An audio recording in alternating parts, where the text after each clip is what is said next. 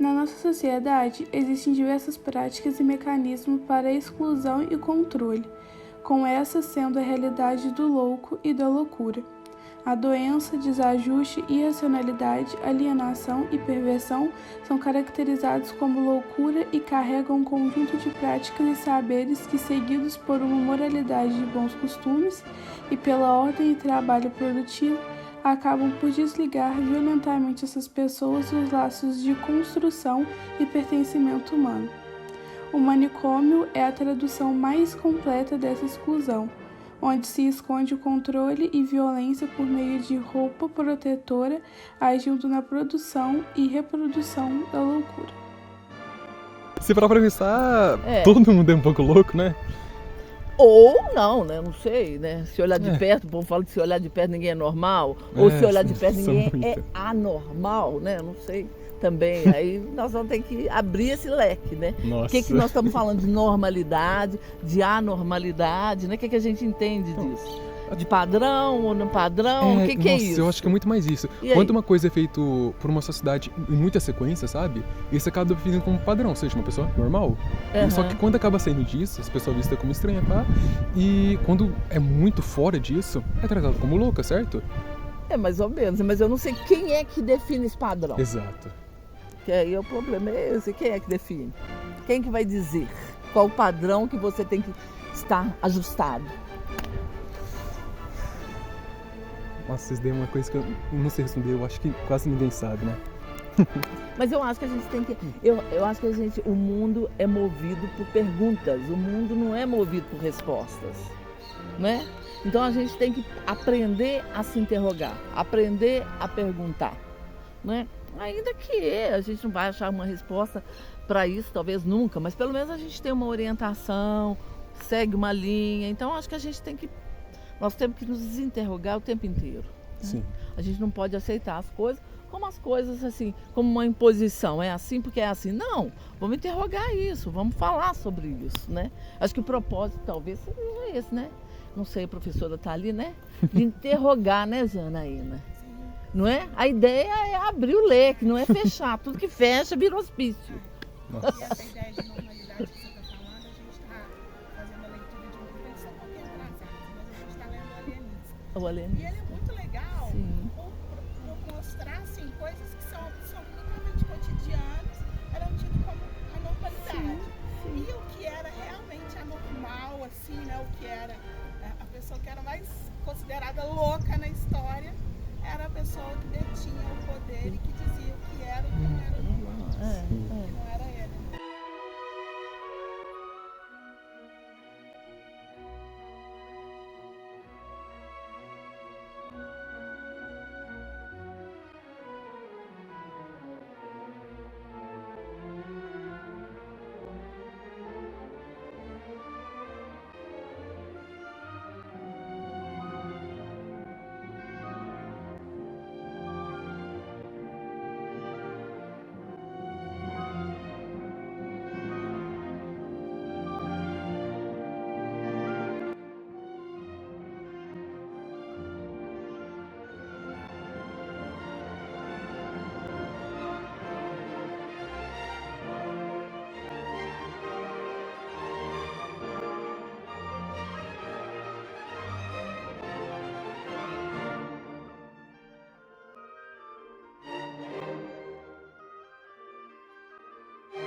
Pois é. Quando a gente fala de manicômio, a gente tem que pensar que dentro de manicômio não há tratamento. Não? Não. Há contenção. Por que o sujeito vem para dentro de uma instituição? Por que ele é fechado? O que tem dentro de uma instituição, por exemplo, igual o Hospital Colônia, vamos pensar isso. O que tem aqui que, por exemplo, que as pessoas não poderiam fazer lá fora? O que tem aqui? Médico? Nessa época nem tinha, né? Há mais tempo atrás nem isso não tinha. Mas, por exemplo, médico tem lá fora. Medicação também tem lá fora. Qual que é a diferença? Por que uma pessoa precisa? A única diferença é o fechamento. Aqui tem uma chave e eles ficam fechados, trancados. Pronto. Eles ficam trancados porque eles podem ser então o que é o possivelmente... tratamento? O que é tratamento? Porque tratamento, eles podiam ser tratados fora dali, certo? Fora, exatamente. Então a lógica de diferenciação que a gente faz e o que a gente, né, fica nessa militância toda é para dizer exatamente isso. E a pessoa fica cerceada dos seus direitos de ir e vir, cerceada, portanto, dos seus direitos. Contida, né? Porque ela não pode sair.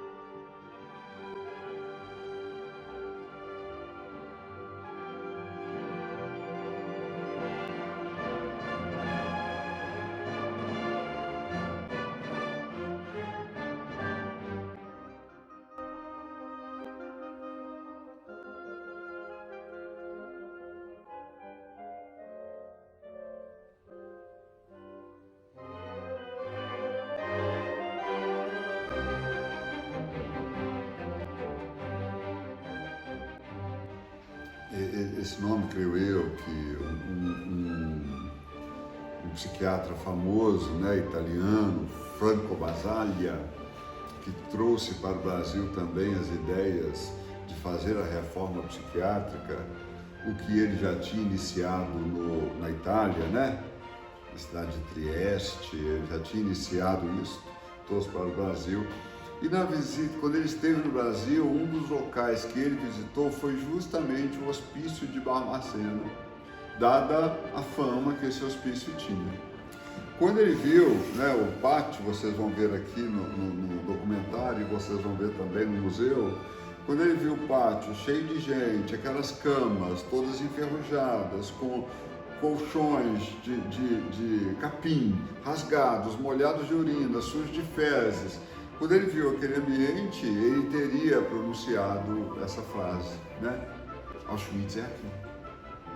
Ou, estou vendo o campo de concentração aqui, né? Evidentemente que o Holocausto, né, se nós formos ver o sentido da palavra, etc, a cultura, né? O Holocausto tem um sentido voltado para a questão religiosa, judaica, enfim, né? Mas essa fala, né, do Franco Basaglia é bem apropriada, ele percebeu muita coisa igual. Aí, quando eu vi um livro com esse nome, eu falei, acho que não, né? Acho que não. Acho que o Holocausto é uma coisa, o hospício é outra, vamos tomar cuidado com isto, enfim. Mas depois, mais adiante, bem mais adiante, eu li um livro que se chama Maus, rato em inglês, em alemão, rato ou camundongo em alemão, que o autor narrava o cotidiano dos campos de concentração, principalmente de Auschwitz, de Bergen-Belsen. Ele narrava o cotidiano lá, né? Aí muitas cenas que ele narrava lá como o cotidiano de Auschwitz. Eu até comentei com a Janaína, falei, Janaína, aqui, essa cena que ele está narrando aqui, eu via muito no hospício. Por exemplo, as pessoas em Auschwitz recebiam uniforme, aqueles uniformes listados, né, sem qualquer preocupação do seu tamanho, nada disso, né? Toma aquele seu uniforme e uniformize-se. Aí a pessoa ficava o dia inteiro segurando a calça, porque a calça era grande. Não podia ficar, né, não podia ficar sem uniforme e não tinha nada, dada a miséria das relações. Não tinha nada para conter aquela calça que caísse. Então ele ficava no campo de concentração, de acordo com a narrativa, o dia inteiro segurando a calça. Que sofrimento é esse? Estão vendo? Que um outro sofrimento? Que sofrimento é esse? Aí, e aqui no hospício eu via isso. Eu via gente segurando a calça o dia inteiro, para não ficar sem calça, porque era aquela que tinha. O outro fato também, né, dessa falta de relações, né, dessa coisa muito próxima ao Holocausto, né? Uma vez, ao dar um banho no paciente, eu vi, acabei de secá-lo e vi que ele ia colocando cuecas, uma em cima da outra, umas 6 talvez. Eu pensei, meu Deus. Mas depois eu pensei, se ele não coloca no corpo, ele vai colocar onde? Uma paciente, um determinado paciente, uma vez os funcionários estavam brincando com ela. Mas não é uma brincadeira bacana, não. Essas que a gente faz entre nós, não é uma brincadeira bacana, não. Era uma brincadeira jocosa, era uma brincadeira humilhante, né? E ela gritava. Aí eu estava perto da Regina, que é uma amiga minha, psicóloga, né? E falei assim, Regina, olha, a Sueli está gritando tanto, mas imagine o nível de solidão dela. Ela está aqui gritando, chorando, pulando para cá, rindo também. Mas imagine o grau de solidão dela. E nesse livro sobre o Auschwitz, o rapaz falava isso mesmo. O campo de concentração era lotado de solidões. Aí, a partir dessa outra leitura que eu tive, eu achei que não é exagero da autora do Holocausto, não. Não sei se ela tem essas outras informações, não sei, né? Mas vejo que não exagerou tanto, não. O que está muito vinculado, e que a gente, ao tempo todo a gente vê, é a questão da pobreza. Aí sim, a pobreza a gente vê que assim, porque aqui era um serviço público, né? Aqui era, vamos pensar que as pessoas eram abordadas na rua e se não tinham documento, se não tinham nada, eram trazidos para cá. Nossa. Então, bastava não ter nada, né? Então, basicamente, uma pessoa que, sei lá, talvez tenha perdido a casa. Sim, eu acho que a pobreza, sim, e vinculado com essa questão financeira. Porque, assim, parece que pelos registros também aconteceram algumas internações, que eram internações por questões financeiras de herança, de outras coisas dessas vertentes também, né? Então, assim, mas eu não sei precisar, isso eu não sei precisar. Acho que, basicamente, quando alguém era encontrado sem documentação, sem nada assim, era trazido para cá. Você disse isso, certo? Exato. Ok, mas agora uma coisa que eu... Sem documentação. E, por exemplo, vocês viram o filme. Então, qual que foi a condição para Maria ser internada aqui? Qual que foi o pré-requisito determinante que a Maria veio para cá? Ela era cega, surda e muda. Só isso, só ela ter deficiência física mesmo. Exatamente. Ela foi tratada como louca. Exatamente, porque ninguém queria cuidar, a Maria, ninguém queria. Então a Maria aqui era depósito. Exatamente isso que eu queria perguntar para você. Como que essa coisa de internar a pessoa desnecessariamente no hospital psiquiátrico? Isso era a coisa mais comum, ainda né? Se você pensar bem, ainda Mas isso era a coisa mais comum. E às vezes nem exatamente no hospital psiquiátrico, né? Pode ser em qualquer lugar. Hoje nós temos comunidades terapêuticas, porque para ir para a comunidade, por exemplo, basta você fumar um baseado. Não precisa de ir muito longe que você vai. Né? Então, assim, a Maria, né? Se a gente pegar o filme que vocês viram, que é da Maria, a Maria não tinha nada que a gente pudesse dizer próximo de alguma coisa, sei lá, que fosse da normalidade. Quando vocês estão falando de anormalidade, eu acho que nada. Muito pelo contrário, ela era uma pessoa extremamente inteligente, extremamente delicada, vocês viram? Isso bastante. Né? Extremamente delicada. Com o fim da escravidão, os negros foram jogados em um terreno de incertezas. A República trouxe consigo uma ideia de nação pautada em teorias sociais que, ao invés de integrar o negro, o colocava às margens da sociedade.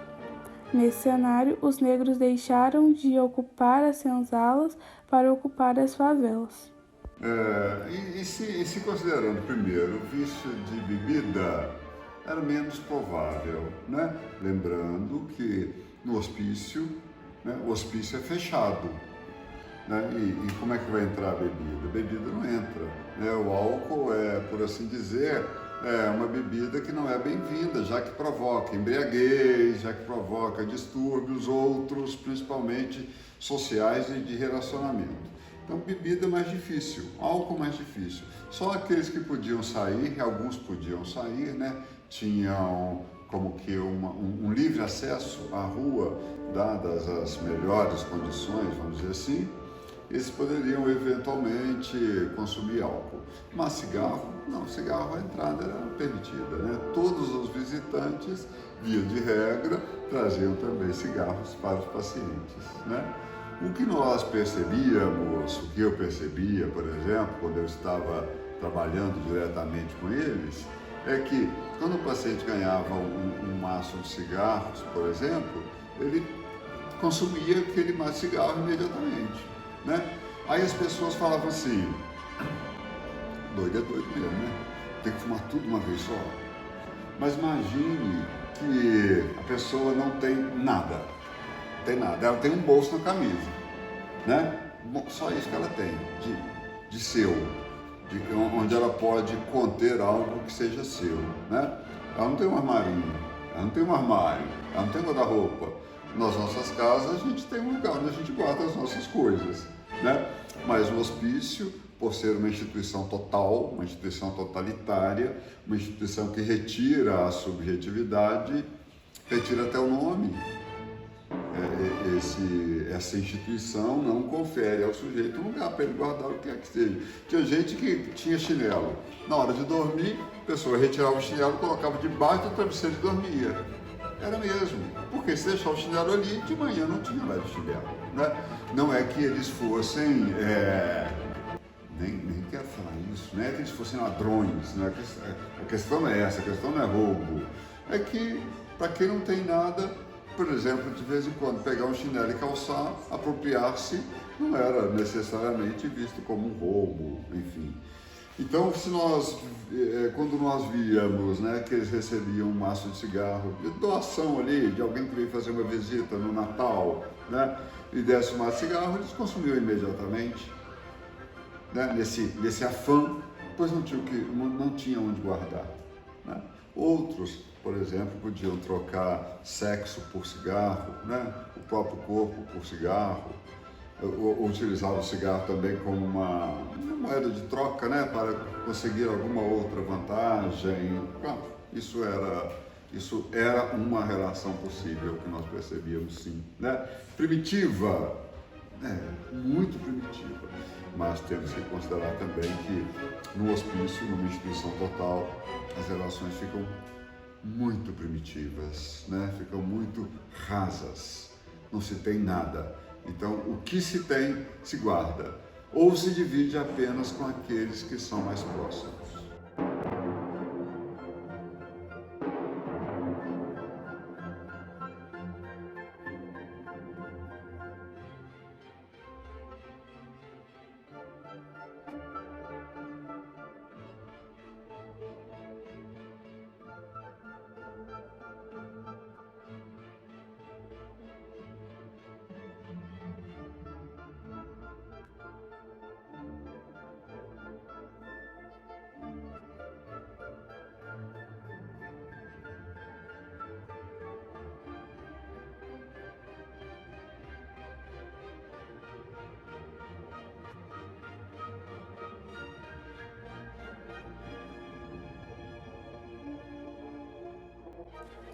O movimento da luta antimanicomial é um movimento social, plural, independente, autônomo, que deve manter parcerias com outros movimentos sociais.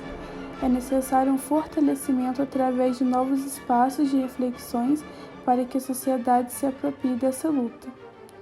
Sua representação nos conselhos municipais e estaduais de saúde, nos fóruns sociais, entidades, categorias, movimentos populares e setores políticos seriam algumas formas de fortalecimento.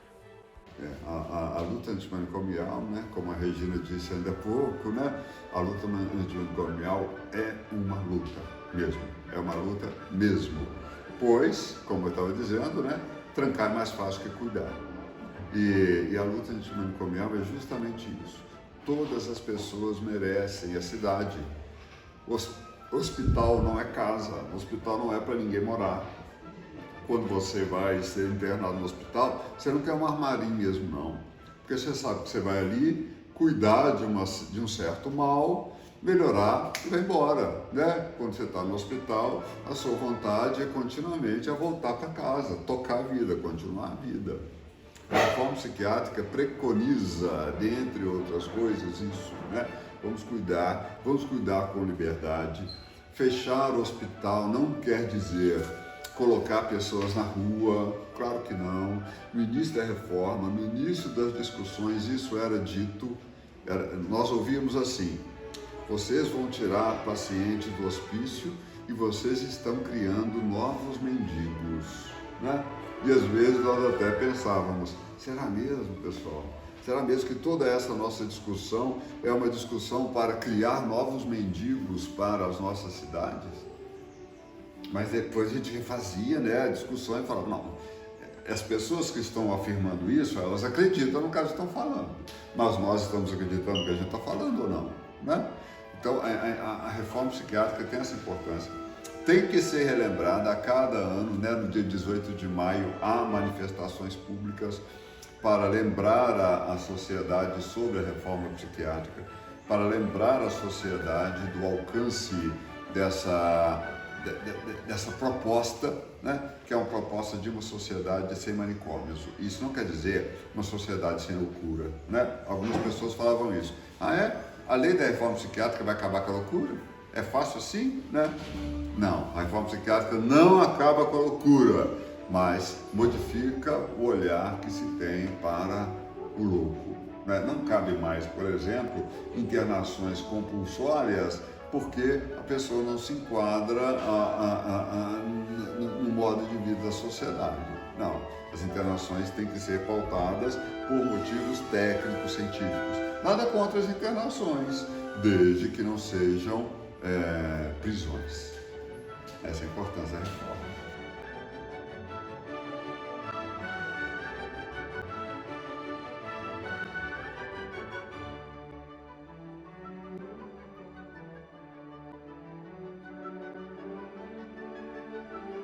Ô, gente, luta antimanicomial, eu costumo dizer que é luta. É luta com toda a propriedade de luta mesmo. Não é uma coisa que dá para fazer meio termo. É uma luta que é uma luta diária. Quando alguém me perguntou, por exemplo, com relação a essa questão de minorias, eu acho que é uma luta que está aí, né, presentificada, e a gente sabe que a qualquer momento, quando a Jana faz uma provocação, a gente sabe o governo que a gente está vivendo, que a gente está neste momento, e a gente sabe as possibilidades e a facilidade que nós temos de voltar tudo que era antes. Por quê? De aprisionar pessoas, né? Que são pessoas que não falam aquilo que você quer ouvir. Então, de aprisionar pessoas. E essa luta de manicomial, eu costumo dizer que é uma luta mesmo, é uma luta de todos os dias, é uma luta de detalhes, é uma luta de pequenas coisas que a gente vai fazendo. E o que isso vai culminando, né? Por exemplo, era preciso, quando a gente chega aqui, era preciso indignar com as coisas, né? Eu acho que é por isso que eu acho que a pergunta é importante. Quando você pergunta, peraí, por que essas pessoas estão aqui? O que elas estão fazendo aqui? Para que isso serve? Isso vai culminar numa luta antimanicomial, que a gente fala, opa, não serve para nada, isso aqui não está servindo, não serve para nada. Isso serve para dono de hospício ganhar dinheiro, só isso, só. Tanto é que nós tínhamos aqui em Barbacena 7 hospitais psiquiátricos, nossa senhora. E o que aconteceu foi isso, né? Nós fizemos fechamento dos hospitais e com uma outra proposta, de um acompanhamento, de um tratamento que era um tratamento de rede. O sujeito não tem que ficar para ele melhorar, ele não tem que melhorar. Se é no social que ele piorou, é no social que ele tem que melhorar, né? Se tirar o sujeito daqui, colocar ele aqui, não melhora ele em absolutamente nada.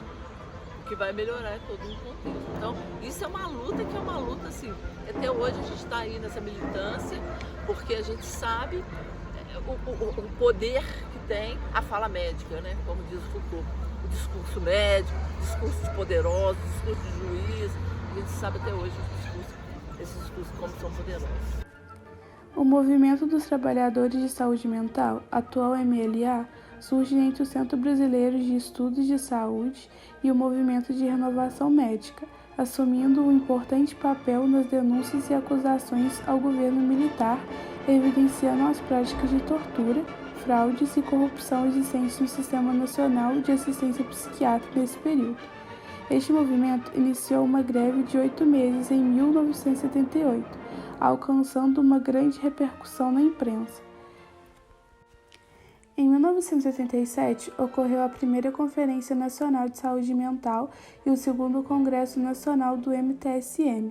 Nesse congresso, estiveram presentes associações de usuários e familiares.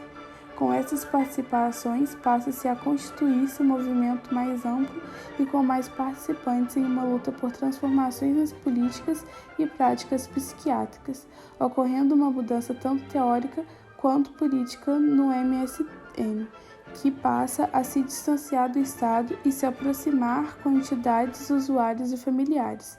Nesse momento se instala o lema "Por mais uma sociedade sem manicômios". Esse lema, porém, é retomado atualmente na reforma, por mais uma vida sem manicômios, considerando-se o fato de que a sociedade também pode ser um manicômio. No segundo Congresso Nacional do MTSM, constituiu-se o Manifesto de Bauru, uma espécie de documento de fundação da luta antimanicomial, unindo a sociedade e profissionais no enfrentamento da questão da loucura e de suas formas de tratamento.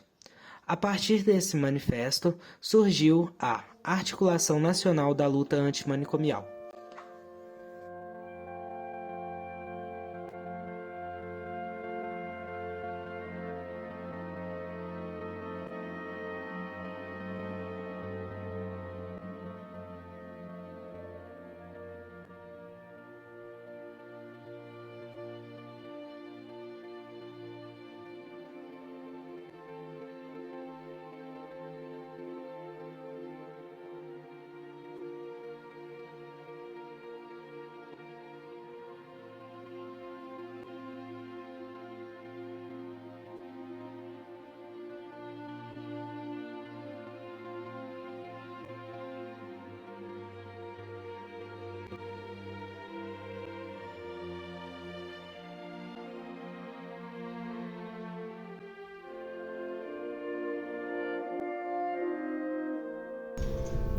Gente, o Museu da Loucura, né? Assim, a gente tem que pensar o seguinte: aqui era rico de história, aqui é um lugar rico de história, porque tinham várias pessoas que passaram por aqui. Com certeza. Isso não tinha um registro. Então a ideia era que o museu, porque o museu ele em si, enquanto uma estrutura física, ele é um espaço pequeno, tá? Mas que a gente pudesse fazer isso que nós estamos fazendo dentro do museu com as pessoas de Barbacena. Porque as pessoas de Barbacena, apesar dessa história toda pesada, do Hospital Colônia, da loucura, as pessoas de Barbacena, muitas vezes, elas não conheciam a realidade que estava aqui. Então era importante que a gente começasse a pensar e chamar os Elas meninos. estavam tão perto, mas Exato, ainda assim tão longe, tão né? Longe. Tão perto e tão longe. Isso. Então era preciso chamar os estudantes para a gente fazer isso que nós estamos fazendo aqui, fizesse dentro do museu, com um acervo fotográfico, porque isso vai tomando tanto distanciamento. E não só com estudantes, assim, com a população em geral. Com a população em geral. Ou seja, espalhar mais esse conhecimento para eles saberem que tudo acontecia. Exato. Porque vai tomando tanto distanciamento histórico, você vai pensando nisso, você vai tomando tanto distanciamento que a gente acaba pensando que isso nunca existiu, né? Então é preciso ter um acervo, é preciso ter um registro, para que as pessoas não se esqueçam jamais do que aconteceu aqui, né? Então eu acho que isso é importante. Sim. Então o museu, a ideia do museu foi essa, basicamente essa, quando foi da fundação dele, foi para abrir para as questões. O que é a loucura, Barbacena, nesse contexto, essas coisas todas, né?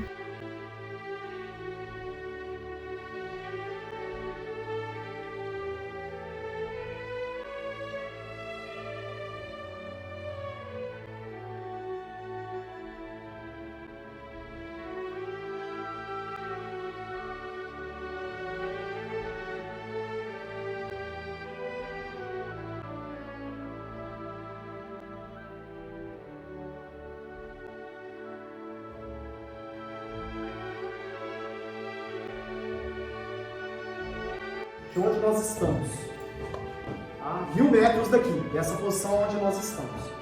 Você está vendo ali nesse sanatório que é o prédio antigo, que ele era um hotel bem luxuoso, tá? Antes de se tornar o que vocês viram ali do documentário, que era chamada assistência aos alienados. Nós estamos vendo ali o meio de transporte da época. Qual época? Esse hotel foi inaugurado em 1870. Ele era tão importante em Barbacena que ele recebeu a visita do imperador Dom Pedro II, príncipe regente. Então ele ficou conhecido como Sanatório Imperial de Barbacena. Então embaixo aqui vocês vão ver um menu de comidas sofisticadas, luxuosas, que foram utilizando. Só que é manual. Antes, hoje em dia é eletrônica, né? Você tira o sangue, coloca no frasco, coloca ali, gira, vai separar as partes sólidas das menos sólidas do sangue, na parte líquida, tá? Fazer as análises. Então, ó.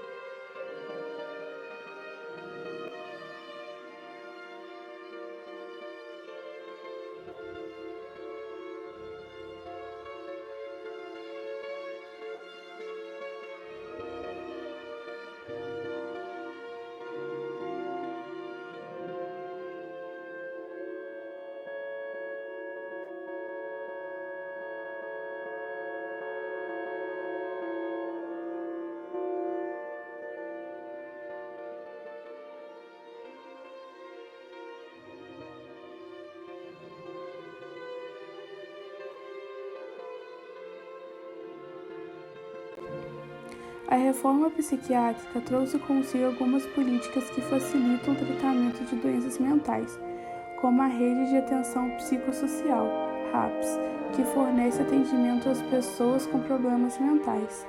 Existem também os Centros de Apoio Psicossociais, CAPS, com 2.661 unidades pelo Brasil, e os Serviços Residenciais Terapêuticos, SRT, que além de atenderem pessoas com transtorno mental, trata também das pessoas que possuem algum tipo de vício. O último funciona como casas de abrigo para essas pessoas. Existem diversas outras políticas.